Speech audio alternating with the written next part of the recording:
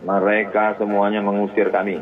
Padahal hanya saya meminta DPR RI supaya tanya itu kedutaan besar Singapura di Jakarta. Untuk mengetahui seperti apa kronologis kejadian deportasi yang dialami Ustadz Abdul Somad, kita sudah terhubung langsung dengan Ustadz Abdul Somad yang saat ini berada di Batam, Kepulauan Riau. Assalamualaikum Ustadz. Waalaikumsalam warahmatullahi wabarakatuh. Sehat Ustadz? Alhamdulillah sehat walafiat. Alhamdulillah. Ustadz, kami kembali ingin mengkonfirmasi seperti apa kronologis kejadian sebenarnya Ustadz? Saya berangkat dari Batam menuju Tanah Merah pada tanggal 16 Mei 2022. Sebelumnya, beberapa hari sebelum itu saya sudah mengurus semua urusan dan mendapatkan izin dari ICA, Immigration and Checkpoint Authority, sehingga saya berani untuk masuk. Semua persyaratan sudah lengkap. Kami mendarat pada jam 1.30 jam tangan saya waktu Indonesia. Dan kemudian semua kami ada 6 orang, 7 orang sudah lewat, masuk semua. Sahabat saya dengan anaknya 4 orang, saya, istri dan anak saya. Saya terakhir. Mereka sudah di-scan paspor, sudah cap jempol, sudah masuk semua. Tiba-tiba baru saya ditarik lagi. Baru setelah saya disuruh menunggu lebih kurang 1 jam di ruang kecil, 1 meter kali 2 meter, ditutup. Setelah itu barulah semua rombongan ditarik lagi. Maka tadi ketika saya baca di salah satu portal, Duta Besar Indonesia untuk Singapura mengatakan itu tidak benar deportasi karena tidak dapat izin masuk. Saya kasih tahu. Namun tadi sempat ia menyampaikan bahwa Ustadz Abdul Somad ini sudah tiba di Singapura dalam proses pengurusan keimigrasian. Kemudian ia menjadi salah satu dari rombongannya yang kemudian diperiksa dalam waktu yang cukup lama, tadi ia sampaikan. Dan ia juga menjelaskan, ia juga berada di ruangan berukuran 1 kali 2 meter seperti penjara di imigrasi. Kita akan coba panggil lagi Ustadz Abdul Somad. Assalamualaikum Ustadz. Waalaikumsalam warahmatullahi wabarakatuh. Ya baik Ustadz, silakan dilanjutkan Ustadz tadi kronologisnya seperti apa. Setelah semuanya masuk, sahabat saya dengan anaknya 2 orang, 4 orang, istri dan anak saya sudah masuk. Mereka menunggu saya karena saya ditahan. Lalu kemudian tidak ada dialog sama sekali. Mereka tidak memperlakukan layaknya. Lalu kemudian seperti lalu saja mereka menanyakan ini tas siapa. Saya bilang ini my wife bag. Ini istri saya. Peralatan baby. Saya tunjukkan tuh mereka di depan menunggu, lebih kurang jarak 10 meter. Akhirnya mereka dipanggil juga dan semuanya dimasukkan lagi ke dalam ruangan terpisah. Akhirnya kami menunggu selama dari jam 1:30, 1:30, 3, 1:30, 4, 1:30, 1:30 dengan membawa anak kecil. Yang satu berumur 2 tahun, yang satu berumur 3 bulan. Di dalam ruangan sumpek, tidak layak. Setelah itu baru dipulangkan dengan feri terakhir menuju Batam. Tanpa penjelasan, tanpa ada siapa yang bisa untuk ditanya apa masalah sebenarnya. Maka kedutaan besar Singapura di Jakarta mesti mengklarifikasi kenapa saya tidak dibenarkan masuk. Apa salah saya? Apa salah saya? Ya, Ustadz mungkin mencoba bertanya kepada petugas imigrasi di sana apa alasan deportasinya. Tidak ada wawancara, tidak ada diberi kesempatan.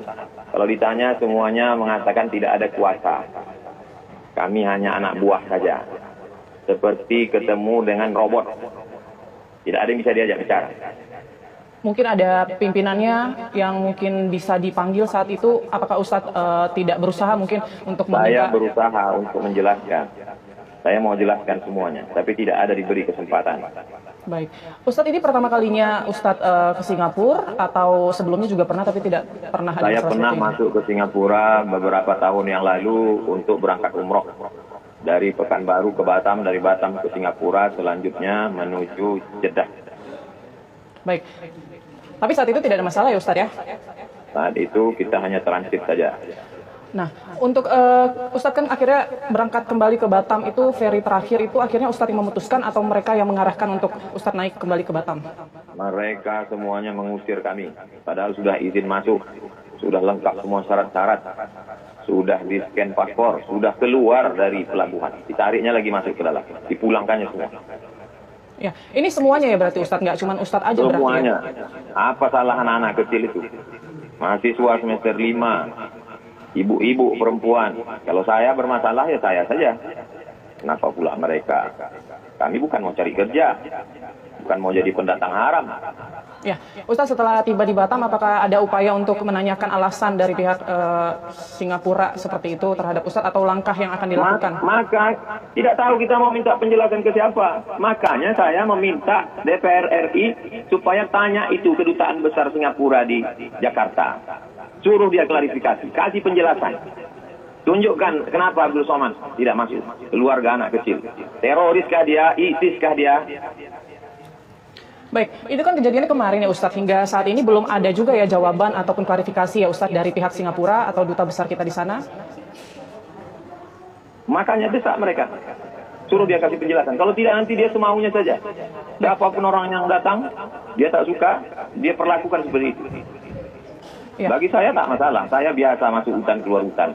Tapi nanti tokoh-tokoh kita sesuka hati dia.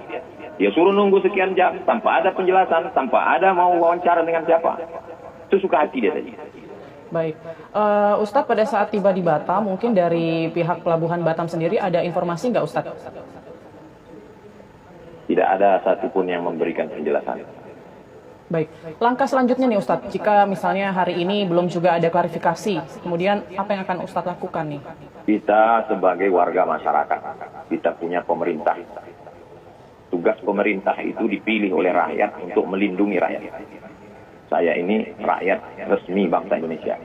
Tidak pernah melanggar hukum, taat pajak, intelektual, bukan perampok saya ini, bukan garong. Baik, terakhir Ustadz singkat saja, harapannya seperti apa Ustadz? Harapan saya pemerintah Singapura tidak memperlakukan warga Indonesia seenak otaknya. Dia harus memberikan penjelasan. Anda tidak bisa masuk negara saya karena tidak cukup syarat, karena Anda masuk dalam daftar orang-orang radikal, karena masuk dan seterusnya.